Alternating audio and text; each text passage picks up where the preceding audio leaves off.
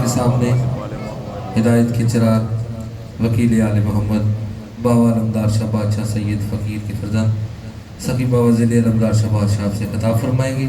آپ حضرات مولا کی ذات پر بلند سے بلند آواز میں صلوات فرمائیے گا۔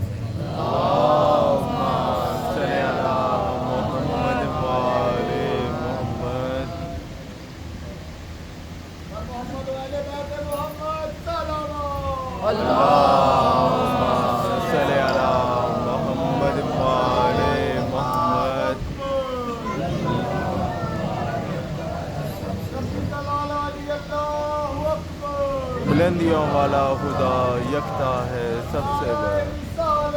یا رسول اللہ، یا رسول اللہ، یا علی،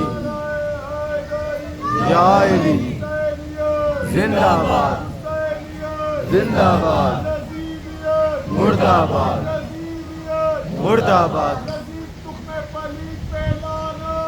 بے شمار۔ اللہم صلی علی محمد وآل محمد۔ میرے مولا حسن حسین علیہ السلام۔ بسم اللہ الرحمن الرحیم۔ الحمدللہ المعروف رب العالمین، والصلاة والسلام علی اشرف الانبیاء والمرسلین وخاتم النبیین ابی القاسم محمد۔ اللہم صلی علی محمد وآل محمد۔ لا الہ الا اللہ محمد رسول اللہ ومن عنده علم الکتاب واہل البیت الطیبین الطاہرین المعصومین واہل المتقین۔ اما بعد فقد قال اللہ سبحانہ تعالیٰ فی قرآن مجید وفی فرقان حکیم وقول الحق۔ بسم اللہ الرحمن الرحیم۔ ان اللہ علی کل شیء قدیر۔ صلوات بآواز بلند۔ اللہم صلی علی محمد وآل محمد۔ توجہ ہے آپ صاحبان کی گفتگو کا آغاز ہو سکے۔ سب سے پہلے تو گزارش ہے کہ جب تک بات ہو رہی ہے توجہ منبر کی طرف رکھیے گا تاکہ بات سمجھنے اور سمجھانے میں آسانی پیدا ہو سکے، اور جس مقصد کے لیے ہم یہاں پر اکٹھے ہوئے وہ مقصد بھی پورا ہو سکے۔ ایک مرتبہ پھر سے مل کر صلوات پڑھ لیجیے بآواز بلند۔ صلی علی محمد وآل محمد۔ ہم مسلسل بات کر رہے ہیں محمد وآل محمد کی اور خالق کائنات کی۔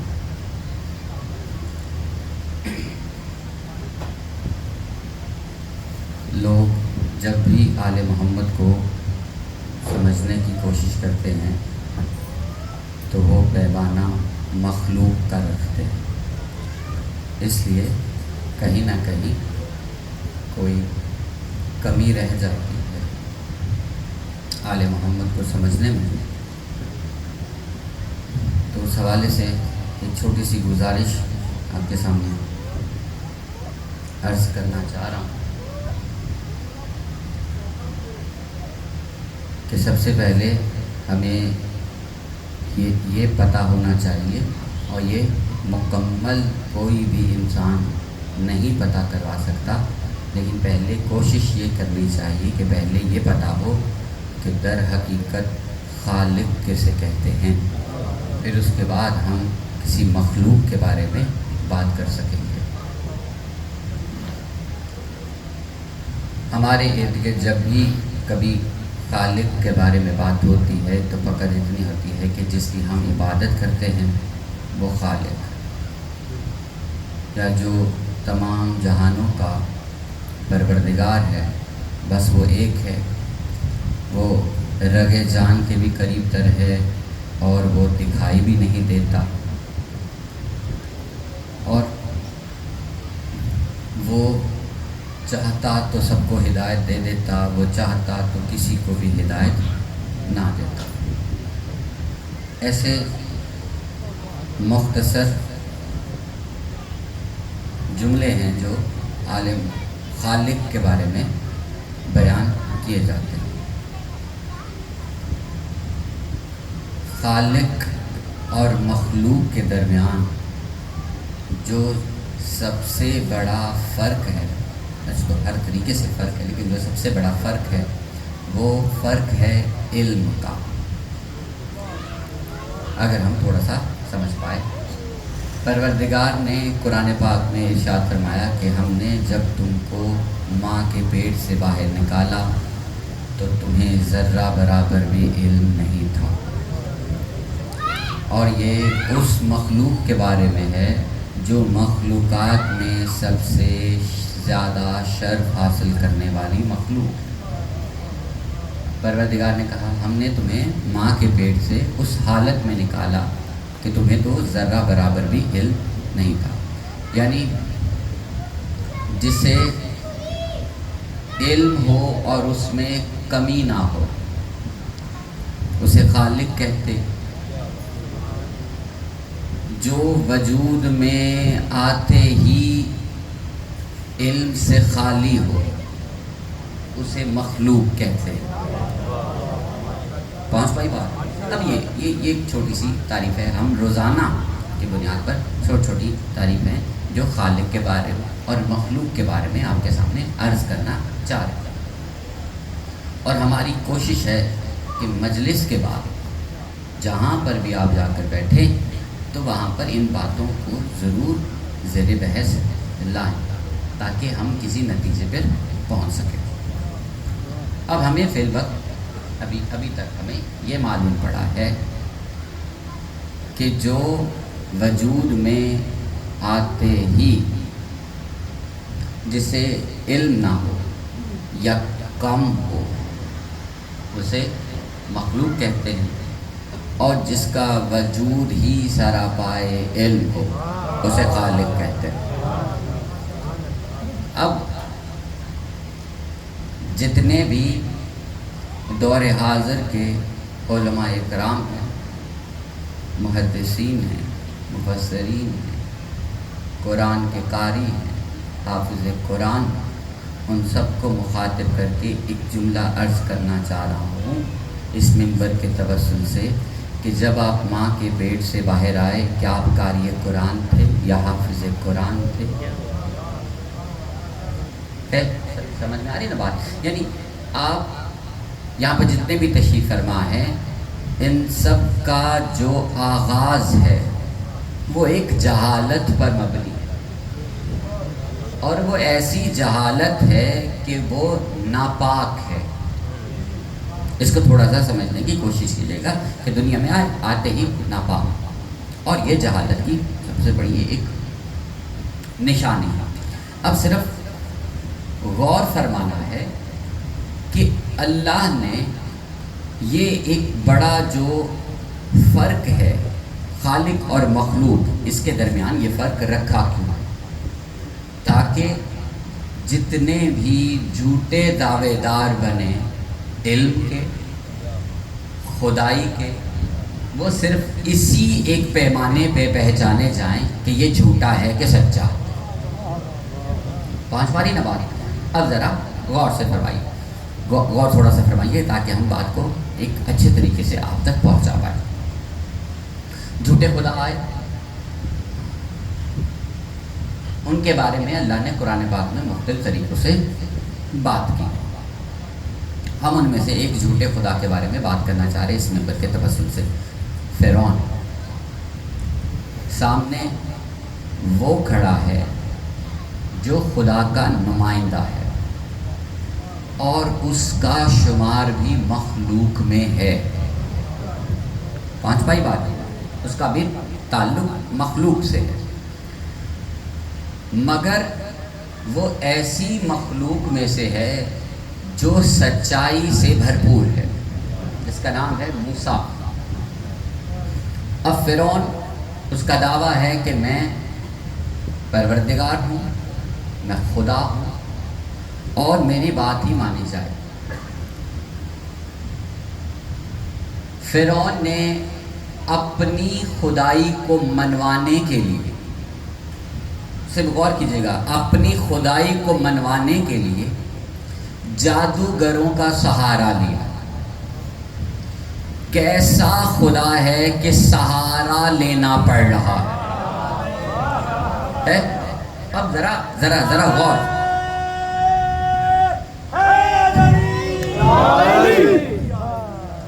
سمجھ میں آ رہی بات ہے؟ اب ذرا غور سے سنیے گا، کون سہارا لے رہا ہے؟ جو خدا ہونے کا دعویٰ کر رہا ہے۔ اب سامنے جو کھڑا ہے وہ بھی سہارا لے رہا ہے۔ اب بالکل توجہ چاہیے، یہ بہت ہی نازک سا مرحلہ ہے جہاں سے گزرنا چاہ رہے ہیں۔ کون سہارا لے رہا ہے؟ موسیٰ۔ لیکن موسیٰ کا کہنا یہ ہے کہ میں خدا نہیں ہوں، خدا کا بھیجا ہوا، مجھے اس کے سہارے کی ضرورت ہے، اسے میرے سہارے کی ضرورت نہیں۔ اب یہاں وہاں پہ پتا چلا کہ جسے سہاروں کی ضرورت ہو وہ مخلوق ہوتا ہے، وہ بہتر ہو کہ ادنا۔ جسے بھی سہاروں کی ضرورت ہو وہ مخلوق میں بہتر ہو برا ہو۔ سمجھ میں آ رہی بات؟ اب وہاں پر جھوٹے خدا نے جادوگروں کا سہارا لیا اور ایک کرتب کر کے دکھایا، کیا رسیاں پھینکی اور وہ سانپ بن گیا۔ اب یہ سارا واقعہ قرآن پاک میں موجود ہے۔ ادھر سے جھوٹے خدا نے سچے نبی کے سامنے جادوگروں کے سہارا لے کر سانپ پھینکے۔ سچے نبی نے خدا کا سہارا لے کر، اب یہاں پر بات تھوڑی سی عجب سی ہونے والی ہے کہ کسی کو لگے گا کہ عصا کا سہارا لے کر، عصا سہارا نہیں ہے۔ بالکل غور فرمائیے گا، عصا سہارا نہیں ہے۔ کسی بھی نبی کی نبوت کے دعوے کے لیے کسی لکڑی کو سہارا نہیں بنایا جا سکتا، کسی لکڑی کو سہارا نہیں بنایا جا سکتا۔ پروردگار کا سہارا ہے، یہ پروردگار کا حکم ہے کہ عصا اژدہا بنے، ایک بڑا سانپ بنے۔ اب سے غور فرمائیے گا، ہم اس پورے واقعے میں سے ایک چھوٹا سا نقطہ لے کر آپ تک پہنچانا چاہ رہے ہیں کہ جھوٹے خدا نے سہارا لیا جادوگروں کا، سچے نبی نے سہارا لیا پروردگار کا۔ سچا نبی ثابت کرنا چاہ رہا ہے اس سارے عمل میں کہ میں سپیریئر نہیں ہوں، میں بڑا نہیں۔ اب ذرا غور سے سنیے گا، وہ جو جادوگر ہیں انہوں نے سجدہ کیا موسیٰ کی طرف، اور یہ قرآن میں موجود ہے، کیا؟ موسیٰ کی طرف۔ اور موسیٰ نے کہا کہ اگر یہ میرے خدا کا مجھ پر فضل نہ ہوتا تو یہ کبھی نہ ہوتا۔ اب چونکہ اس وقت انسانوں کے درمیان، یا میں کہوں مخلوق کے درمیان، جو عظیم ترین ذات تھی وہ ان کے درمیان میں موجود تھی، لیکن مخلوق کو دکھائی نہیں دے رہی، جو خدا کی ذات، یہ جو بھی معاملہ کیا کس نے کیا؟ خدا نے۔ اب وہاں پر خدا موجود نہیں، موجود ہے لیکن مخلوق کی نگاہوں میں نہیں آ رہا۔ اب وہاں پر موسیٰ علیہ السلام کہہ سکتے تھے کہ یہ میرا کمال، لیکن بری مخلوق میں اور اچھی مخلوق میں فرق یہ ہے کہ جس کا جو دیا ہے اسی کی طرف منسوب کر کے بتاتے ہیں۔ سمجھ میں آئی بات؟ اب موسیٰ نے کہا کہ یہ تو میرے پروردگار کا مجھ پر فضل ہے، جو بھی کر کے دکھایا وہ مان رہے تھے کہ یہ تو فضل کس کا ہے؟ میرے پروردگار کا۔ کس کو سچا ثابت کروانا تھا؟ خالق کو۔ سچا ثابت کروا کون رہا تھا؟ مخلوق۔ کس کے سامنے؟ مخلوق کے سامنے۔ مخلوق کے سامنے مخلوق نے خالق کو سچا ثابت کروانا تھا۔ صرف ایک چھوٹی سی بات، کیا پروردگار میں اتنی طاقت نہیں تھی کہ وہ خود آ کر مخلوق کو بتا دے کہ میں تمہارا پروردگار ہوں؟ لیکن اس نے کچھ نمائندے رکھے۔ ہماری بات کہیں ادھر سے ادھر نہ ہو جائے، لیکن صرف ایک چھوٹی سی بات عرض کرنا چاہ رہا ہوں کہ خالق کون ہے؟ جس کے پاس علم ہے، اور ایسا علم ہے کہ وہ کسی کا سہارا نہیں لیتا۔ مخلوق میں جو اچھی مخلوق ہے وہ سہارا لیتے ہیں پروردگار کا، اور جو بری مخلوق ہے وہ سہارا لیتے ہیں اپنے جیسوں کا، یا اپنے سے کمتر کا، اپنے سے بڑے سہارا لیا جاتا ہے۔ اب صرف غور فرمائیے گا، ہم بحیثیت ایک مخلوق سہاروں میں گھرے ہوئے، جن سہاروں کو ہم وسیلے بھی کہتے ہیں۔ ماں کے پیٹ سے باہر آئے، سب سے پہلا وسیلہ کیا بنا؟ ماں۔ ماں نے فوراً اپنی شادی کے ساتھ تمہیں لگایا، پہلا سہارا دیا۔ اس کے بغیر تمہاری سانسیں چل نہیں سکتی تھی، مخلوق ہے، اس کے بغیر تمہاری سانسیں آگے بڑھ نہیں سکتی تھی، بہت مشکل تھی ان سانسوں کو آگے لے کر جانا۔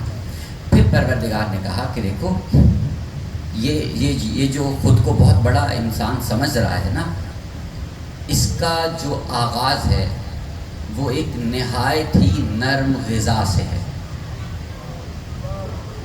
نہایت نرم غذا سے، ماں کا دودھ یا آج کل جو بھی ڈبے میں دودھ مل رہا ہے، بالکل نازک سا انسان، اسے پہلا سہارا دودھ کا۔ اسے اس وقت میں روٹی کا ٹکڑا دینا جہالت ہے، سخت غذا دینا اسے جہالت مانا جائے گا۔ پروردگار چاہتا تو اس مخلوق کو آغاز میں ہی یہ ساری نعمتیں کھلانے کی طاقت دے دیتا، لیکن پروردگار نے کہا تم رہے مخلوق میں، تمہیں ہم گھیر لیں گے وسیلوں کے درمیان، تاکہ کہیں پر بھی تم خود کو عظیم سمجھنے لگو تو سہارے تمہیں جھنجھوڑ کر کہیں کہ تمہاری اوقات کیا ہے۔ سمجھ میں آ رہی بات؟ اب ہم ایک تمہید کا تھوڑا سا سفر طے کر رہے ہیں۔ انسان بار بار کسی نہ کسی سہارے میں گھرا ہوا، پروردگار کو کسی کا کوئی سہارا نہیں ہے۔ وہ دو ٹوک بات کرتا ہے قرآن میں، کوئی نہیں ہے جو میرے برابر آ سکے، کوئی نہیں ہے جو مجھ جیسا ہو، سب تعریفیں اسی کے لیے، وہی رحمان ہے، وہی رحیم ہے، وہی مالک ہے، وہی کریم ہے، کوئی نہیں ہے جو اس کے برابر آ سکے۔ انسان مسلسل سیکھ کر آگے جا رہا تھا۔ اب صرف توجہ سے ایک بات سنیے گا، اللہ نے یہ سارا نظام اس لیے بنایا تاکہ انسان کو بتایا جائے کہ تم مخلوق ہو، میں خالق۔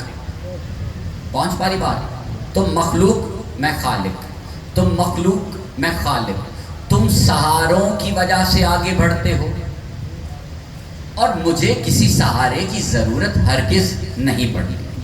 اب ہم بات کر رہے ہیں آل محمد کے بارے میں کہ آیا وہ کوئی مخلوق ہے یا کچھ اور۔ ہم آل محمد کے کسی بھی ایک فرد کے بارے میں پتہ لگانے کی کوشش کرتے ہیں کہ ان کا آغاز سہاروں سے ہے یا کسی اور وجہ سے۔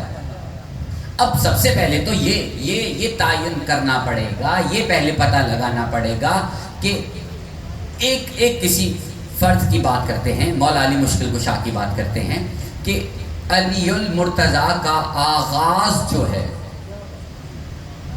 وہ 13 رجب کو ہے یا کب ہے، پھر ہی پتہ چلے گا کہ وہ سہاروں میں گھرے ہوئے ہیں یا ان کی وجہ سے سہارے بنتے آئے۔ اب ہم دونوں طریقوں سے بات کریں گے، کیونکہ یہاں پر سارے مولا کے چاہنے والے ہیں، تو آپ سب کا ایک ہی جواب ہوگا کہ نہیں، وہ 13 رجب میں تو زمین پر آنے کا دن ہے، آغاز علی کا یہ نہیں ہے۔ تو ہم دوسرے لوگوں کی بات کر کے ایک بات آپ کے سامنے واضح کر دینا چاہتے ہیں کہ ہاں، اگر آپ کے کہنے پر علی المرتضیٰ 13 رجب کو دنیا میں تشریف لائے بحیثیت ایک مخلوق کے، تو ایک چھوٹی سی گزارش ہے۔ ہم نے پہلے عرض کیا کہ حضرت موسیٰ علیہ السلام مخلوق ہے، لیکن خدا کے دیے ہوئے سہاروں کی وجہ سے، خدا کے عطا کرتا سہاروں کی وجہ سے ایک خاص مخلوق ہے۔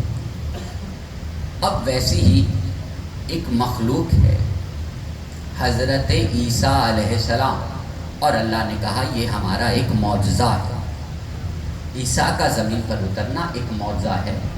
اللہ نے کہا وہ میرا بندہ ہے، میرا کلمہ ہے۔ پہنچ نہیں نا بات؟ اب ذرا غور سے سنیے گا۔ حضرت عیسیٰ علیہ السلام کی پیدائش اپنے آپ میں ایک معجزہ ہے، بغیر باپ کے دنیا میں آنا بطور ایک مخلوق کے ایک معجزہ ہے۔ پہنچ پا رہی یہاں تک بات؟ اب یہ معجزہ ہے، پروردگار نے، قرآن پاک میں یہ سارا قصہ موجود ہے کہ پروردگار نے جناب مریم حکم دیا کہ اس کھجور کے درخت کو ہلاؤ، یہاں سے کچھ خرمے گریں گے، اسے کھاؤ تو تمہیں راحت ملے گی۔ پہنچ پا رہی بات؟ اب جناب مریم نے وہ آنے والے فرشتے سے سوال کیا کہ مجھے اولاد کیسے ہو سکتی ہے کہ نہ تو مجھے کسی مرد نے چھوا ہے اور نہ ہی میں کوئی ایسی کوئی عورت ہوں۔ اب جناب مریم جو بتا رہی ہیں وہ مخلوق کی تعریف بتا رہی ہیں کہ مجھے اولاد کیسے ہو سکتی ہے، میرا تعلق تو مخلوق سے ہے، اور جو تو بات کر رہا ہے وہ مخلوق کی فطرت کے برعکس ہے۔ سمجھ میں آ رہی بات ہے نا؟ اب فرشتے نے جواب دیا کہ یہ ہمارے لیے آسان ہے۔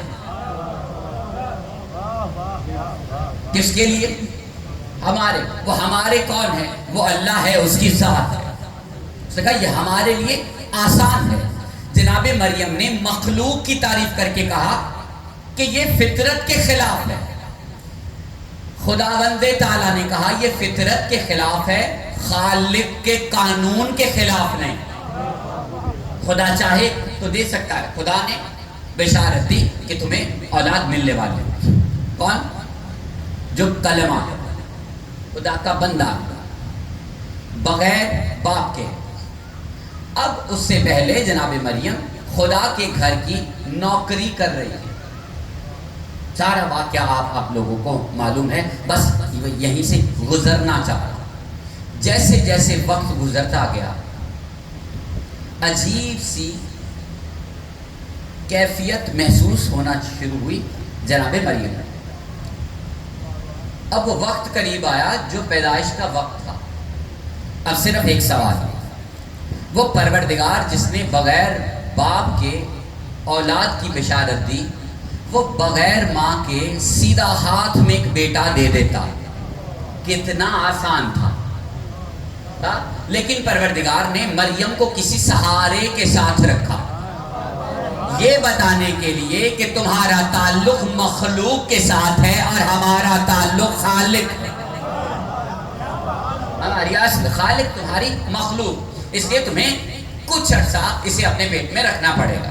اب جب وقت قریب آیا اور وہ درد محسوس ہوئی تو پروردگار نے حکم دیا کہ اے مریم، اور یہ ساری باتیں قرآن میں موجود ہیں، آپ نے سب سے پہلے اس سے پہلے کئی بار سن چکے ہوں، لیکن چھوٹی سی بات، پروردگار نے کہا یہ پاک جگہ ہے،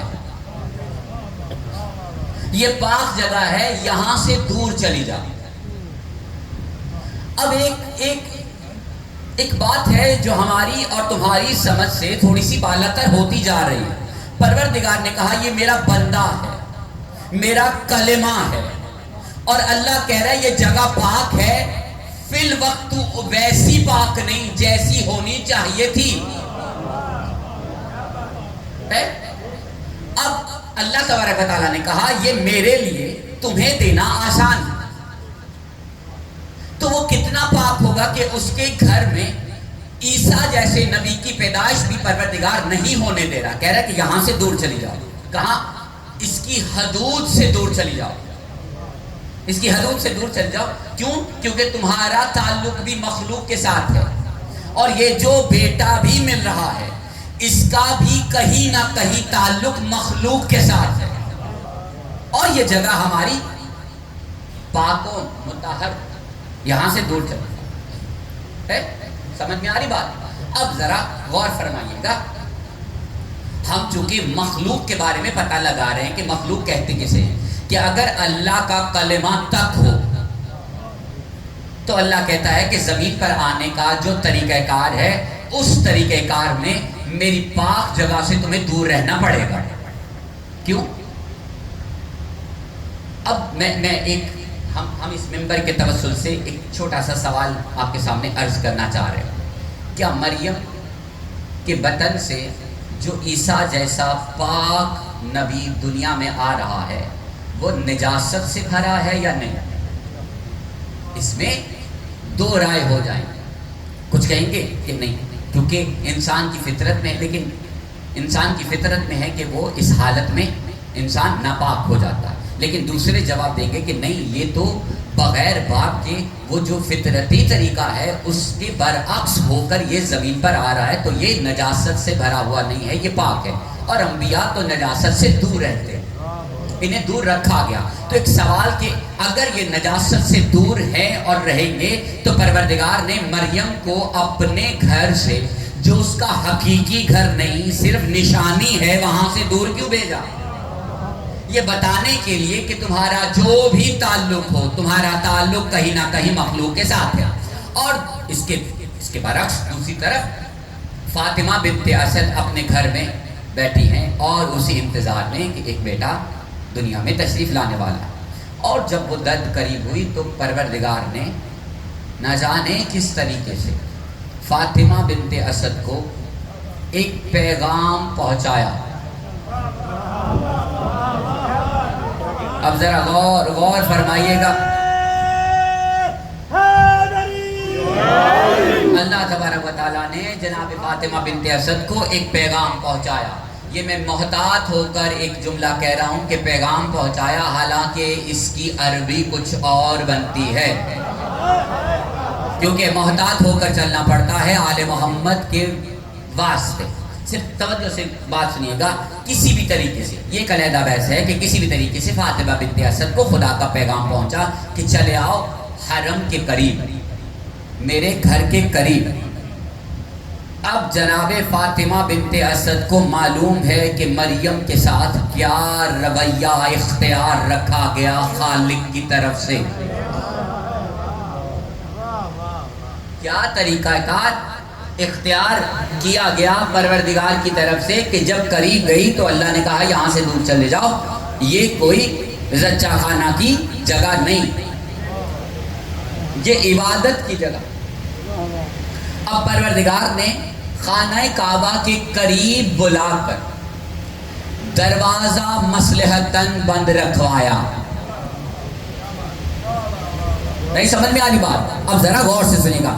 دروازہ بند ہے، سارا واقعہ آپ کو معلوم ہے، لیکن یہاں سے گزرتے ہوئے ایک بات عرض کرنا چاہ رہا ہوں کہ دروازہ بند تھا، لیکن ہر چیز کا دروازہ. ایک مرتبہ مل کر صلوات پڑھ لیں جب آوازیں بلند.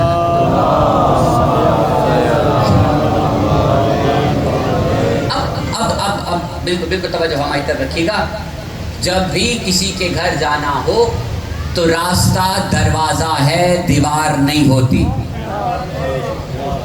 کیونکہ مخلوق کے بارے میں پروردگار نے قرآن پاک میں کسی کے گھر میں جانے کا طریقہ قرآن پاک میں واضح طور پر بیان فرما دیا کہ جب تم کسی کے ہاں جاؤ دستک دو، اگر اندر سے جواب نہ آئے تو واپس چلے جاؤ.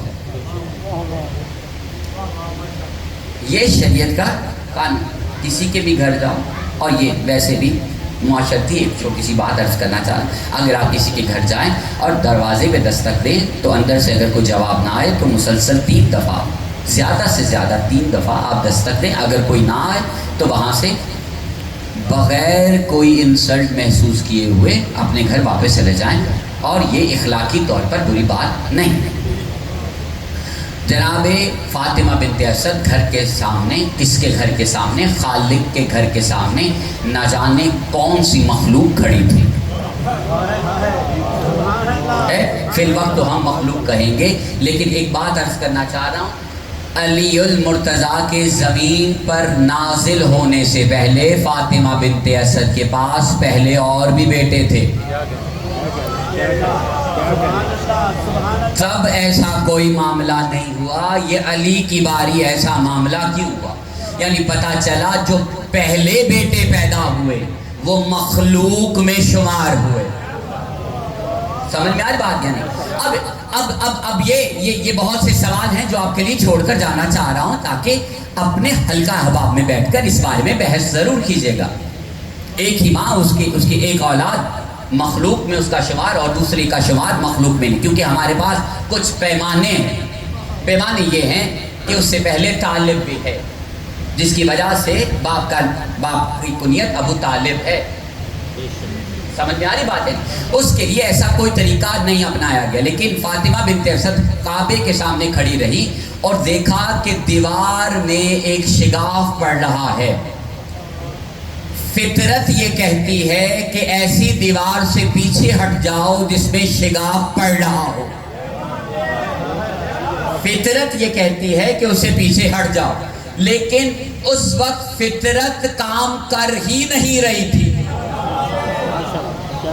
کیونکہ فاطمہ بنت اسد کے پاس کوئی فطرت رکھنے والی مخلوق تھی ہی نہیں.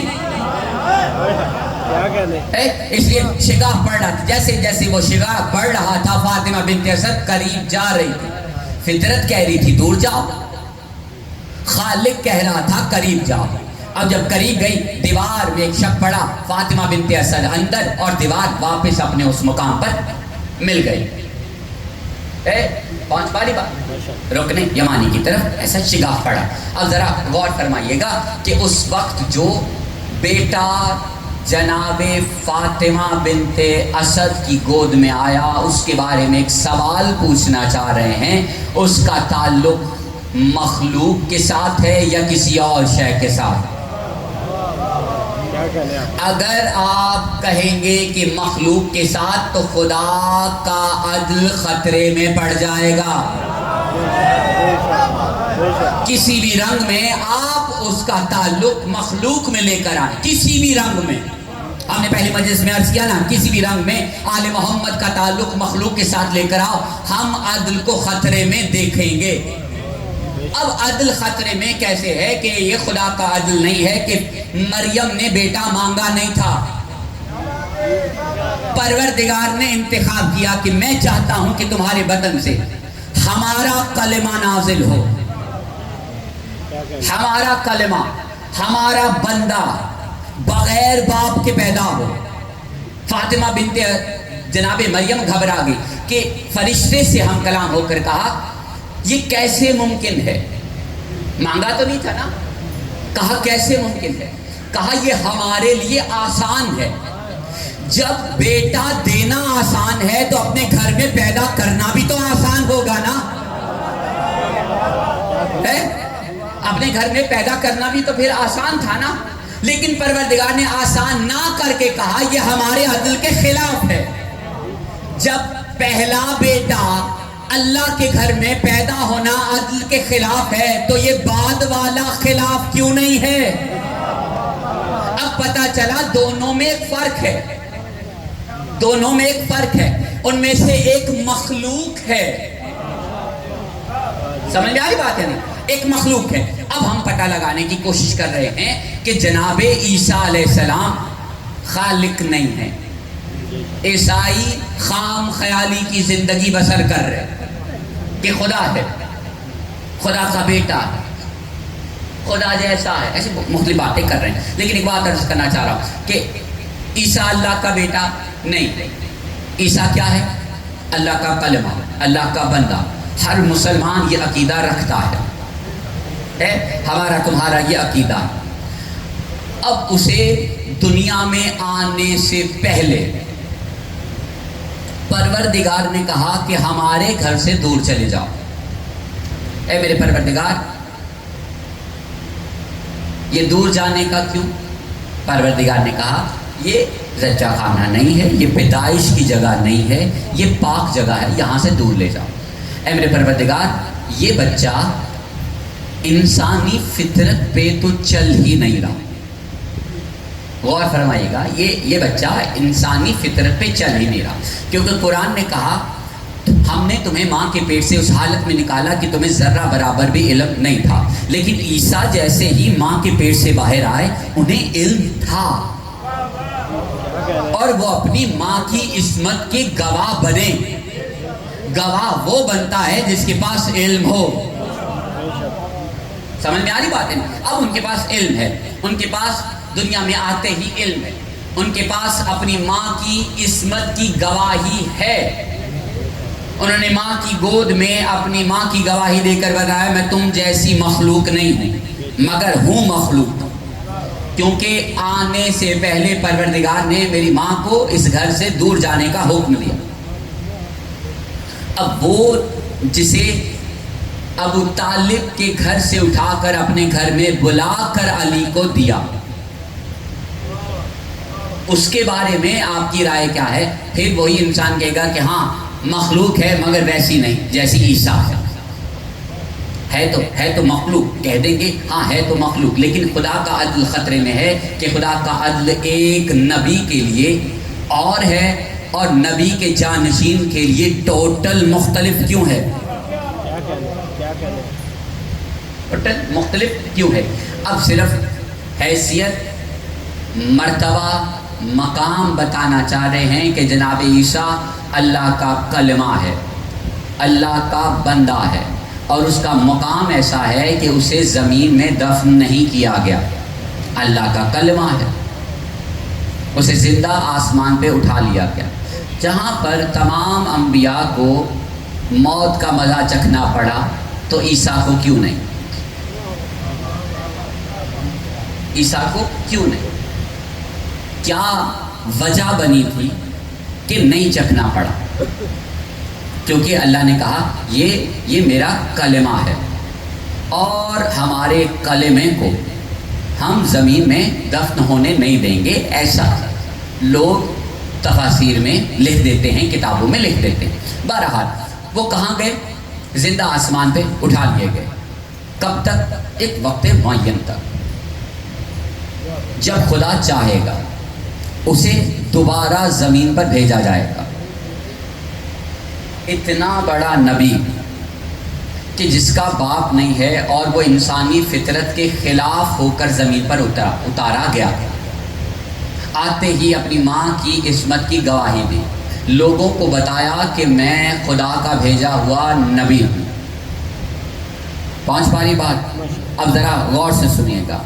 اس کا مقام اتنا ہے کہ جو کعبے میں آیا اس کے بیٹے کے بیٹے کے بیٹے کے بیٹے کے بیٹے کے بیٹے کے پیچھے آ کر اسے نماز پڑھنا پڑے.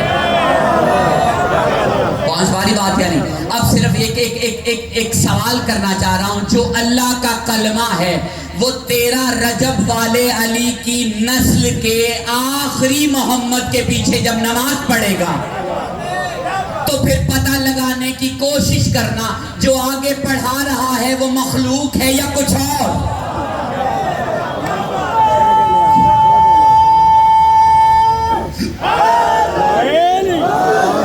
پانچ باری نہ بات. پھر وہ کون ہے؟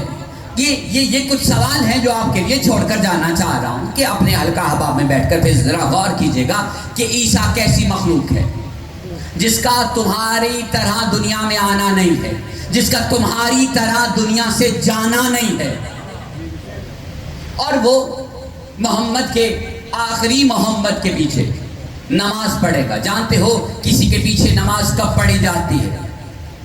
جب یہ تسلیم کر لیا جائے کہ اس کا علم میرے علم سے بڑا ہے. اب ایک سوال آپ کے سامنے رکھنا چاہ رہا ہوں کہ جو آگے نماز پڑھا رہا ہے اس کا منصب کیا ہے؟ جو پیچھے نماز پڑھ رہا ہوگا اس کا منصب کیا ہوگا؟ اب اسلام کے جو سنہری اصول ہیں، جو اصول دین کہا جاتا ہے، ان کو میں ترتیب وائز پڑھنا چاہ رہا ہوں. پہلا ہے توحید، دوسرا عدل، تیسرا نبوت، چوتھا امامت اور آخری قیامت. اب یہ سلسلہ بڑے ہی ترتیب سے چلتا آ رہا تھا. نہ جانے قیامت سے پہلے یہ ترتیب بدلی کیوں جائے گی؟ نہیں سمجھ میں آ رہی بات؟ ذرا غور سے سنیے گا. قیامت تب تک برپا نہیں ہوگی جب تک کہ اگر آپ اجازت دیں تو ایک دم سے ایک جملہ، کیونکہ وقت میں اتنی گنجائش نہیں، ایک دم سے ایک جملہ آپ کے سامنے عرض کرنا چاہ رہا ہوں. قیامت تب تک برپا نہیں ہوگی جب تک کہ کوئی نبوت والا امامت کے پیچھے نماز نہ پڑھ لے. समझ में आ रही बात? यानी अब दोनों साहिब इल्म, इमाम महदी भी साहिब इल्म, जनाब ईसा भी साहिब इल्म। अब अल्लाह ने कुरान पाक में आयत नाजिल करके ये सारा फर्क वाज़िह कर दिया कि हमने बाज नबियों को बाज नबियों पर फजीलत बख्शी है। अब जरा गौर फरमाइएगा, ये जहान वालों से किसी से भी पूछ लीजिए, वो कहेगा कि नबूवत बाद खुदा बाद तौहीद सबसे बड़ी मनसब की बात है। लोग अक्सर मिंबरों पर बहस करते हैं कि अली अफजल है कि मूसा, अली आला है कि हारून, अली आला है कि नूह, अली आला है कि अंबिया। ये बहस करते हैं ना, ये बहस क़यामत से पहले ख़त्म कर दी जाएगी। जब जनाबे ईसा ज़मीन पर उतरकर नमाज पढ़ेंगे किसी इमामत के पीछे, और बता दिया जाएगा कि मेरा ताल्लुक मखलूक के साथ है, जो नमाज पढ़ा रहा है उसे तुम कैसे मखलूक कह सकते हो? समझ में आ रही बात है? अब चूंकि वक्त में इतनी गुंजाइश नहीं है, एक मरतबा मिलकर सलावत पढ़ लीजिए आवाज़ बुलंद।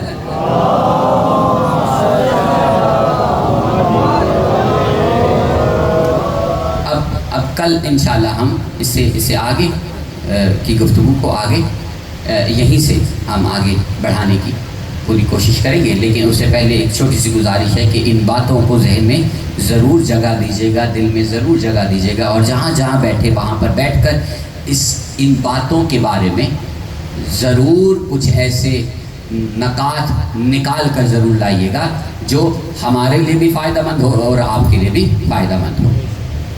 एक मरतबा फिर से मिलकर सलावत पढ़ लीजिए आवाज़ बुलंद।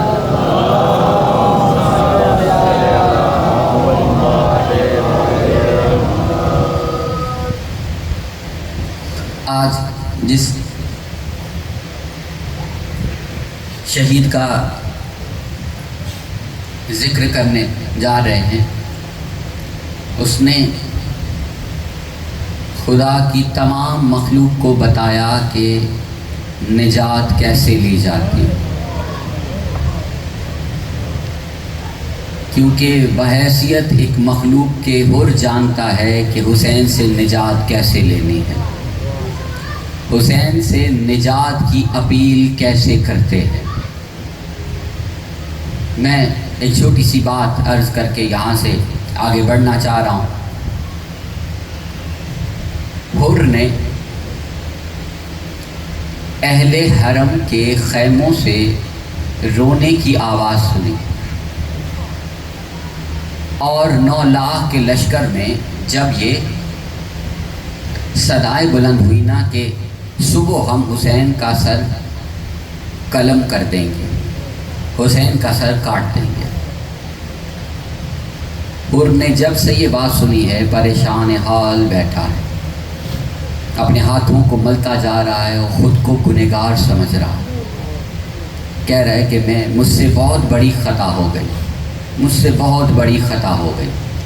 उधर हुसैन ने एक दिन की मोहलत ली आती, लेकिन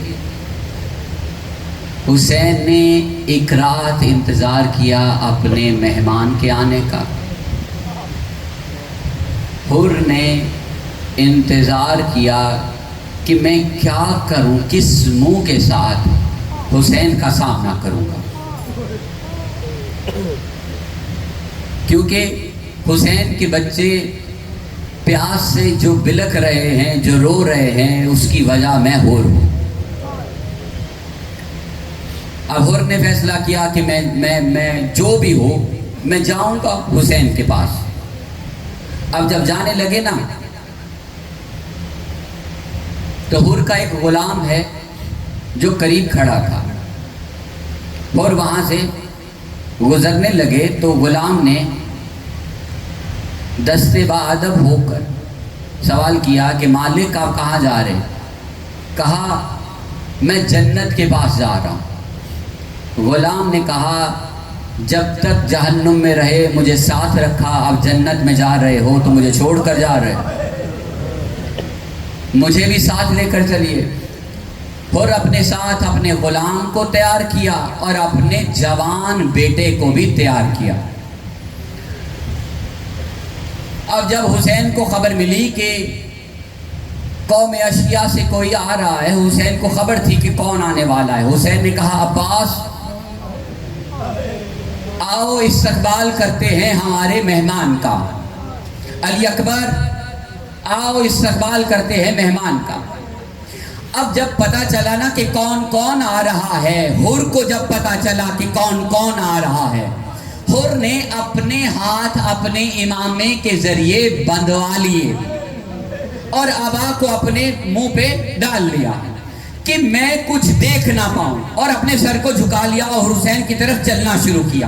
حر بار بار پوچھتا رہا بیٹا مجھے بتاؤ سامنے سے کون آ رہا ہے؟ حر کے بیٹے نے جواب دیا بابا علی اکبر آ رہے ہیں، حسین کا بیٹا۔ کہا اور کون آ رہا ہے؟ کہا عباس حسین کا بھائی۔ کہا ہم جیسے گنہگاروں کے استقبال کے لیے کائنات کے اتنے بڑے شہنشاہ آ رہے۔ اب جناب عباس کو لگا کہ استقبال کا طریقہ کچھ مختلف ہوگا، حسین حر کا استقبال کریں گے، علی اکبر حر کے بیٹے کا استقبال کریں گے، میں ہوں غلام تو غلام کا استقبال کروں گا۔ لیکن طریقہ حسین نے بدلا کیونکہ غربت کا دن تھا۔ حسین نے کہا عباس تو حر کا استقبال کرنا، علی اکبر تم حر کے بیٹے کا استقبال کرنا۔ سب نے پوچھا مولا آپ کس کا استقبال کریں گے؟ حسین نے روتے ہوئے کہا میں اس کے غلام کا استقبال کروں۔ روتے رہنا، میرے پاس ایک دو جملے ہیں وہ سن لینا۔ قریب آئے حر، جانتے ہو نجات کسے کہتے ہیں کہ نجات جسے مل رہی ہو اسے کہنے کی بھی ضرورت نہ پڑے۔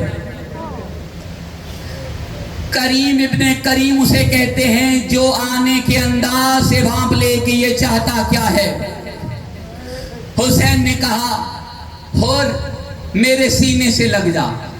کہا آپ نے مجھے معاف کر دیا۔ حسین نے کہا تو نے خطا ہی کیا کی تھی جو تجھے معاف کیا جائے؟ تو تو میرا بھائی ہے، تو میرا مہمان ہے۔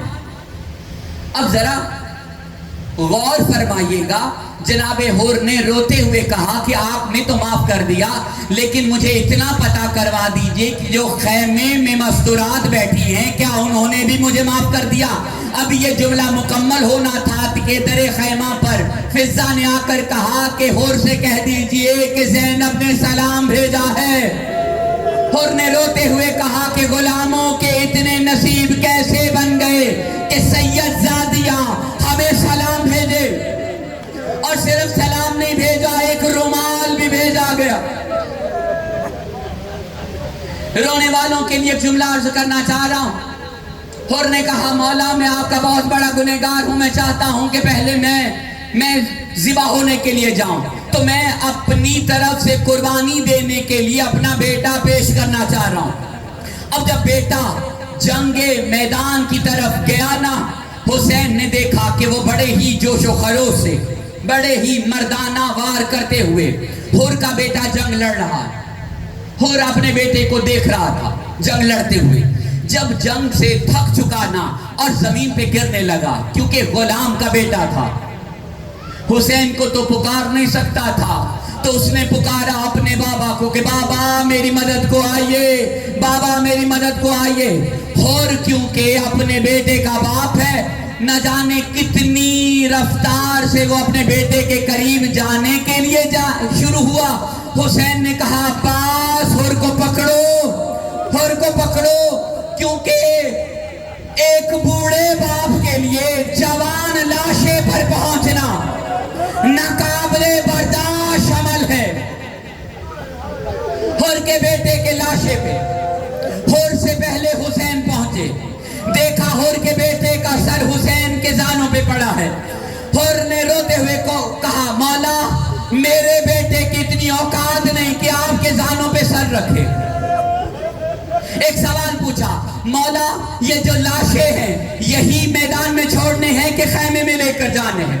حسین نے کہا میدان میں چھوڑ نہیں سکتے، خیمے میں لے کے چلتے ہیں۔ اور نے کہا دیجئے میرا بیٹا، میں اٹھا کر لے کر جاتا ہوں۔ حسین نے کہا ایک بوڑھا باپ جوان لاشے کو اٹھا نہیں سکتا، یہ شریعت کا قانون ہے، باپ نہیں اٹھا سکتا۔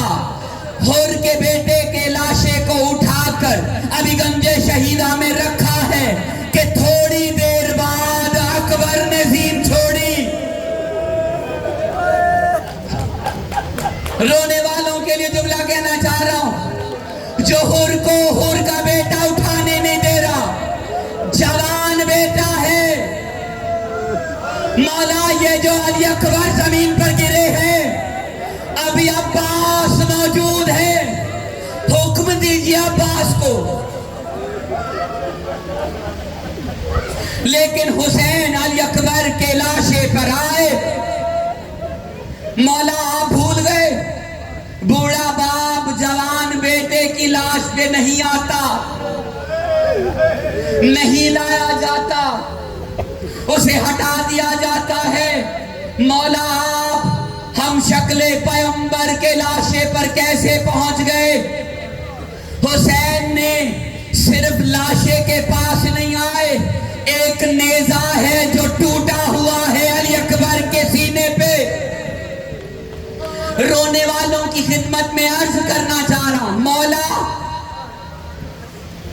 جوان بیٹا سینے پہ زخم، نیزے کی اینی چبھی ہوئی اور وہ نکل نہیں رہی، مولا کسی کا سہارا لے لیں۔ میں اپنی گفتگو کو ایک قوت دینا چاہ رہا ہوں، اگر حسین کسی کا سہارا لے لے تو مخلوق ہے، حسین کسی کا سہارا لے لے تو مخلوق ہے۔